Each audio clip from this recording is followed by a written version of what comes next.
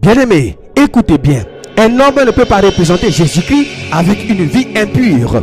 Un homme qui dirige une assemblée est un évêque, c'est-à-dire un surveillant établi pour garder les âmes. Acte 20-28 le prouve clairement. Prenez donc garde à vous-même et à tout le troupeau sur lequel le Saint-Esprit vous a établi évêque pour paître l'église du Seigneur qu'il s'est acquise par son propre sang. Donc si tu es responsable d'une assemblée, tu rendras compte et tu es évêque.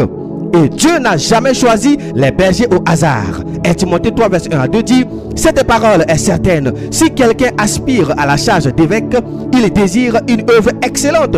Il faut donc que l'évêque soit irréprochable, mari d'une seule femme, sobre. C'est-à-dire, pas de double vie, pas de manipulation, pas de concubinage, pas de polygamie, pas d'impudicité cachée. Car la Bible avertit dans Jacques 3, verset 1, nous serons jugés plus sévèrement. Et elle tranche dans Hébreux 13, verset 4, Dieu jugera les impudiques et les adultères. Donc si tu es un berger impur, réponds-toi maintenant. Quitte le péché ou quitte la chair, car le jugement du Seigneur est à la porte.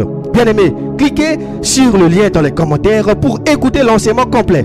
On vous a menti pendant des années avec cette phrase manipulatrice. Ne touchez pas à mes ouins.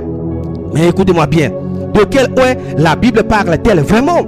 Parce qu'aujourd'hui, beaucoup se sont autoproclamés ouins juste pour se protéger, pour continuer dans le péché, pour échapper aux reproches et pour garder le peuple sous contrôle. Dans cet enseignement bien-aimé, je démontre avec la parole de Dieu qui est le vrai ouin biblique, qui est un imposteur. Pourquoi le peuple se laisse intimider au lieu d'examiner les Écritures? Découvre la vérité, le vrai ouin biblique, pas loin inventé par les hommes.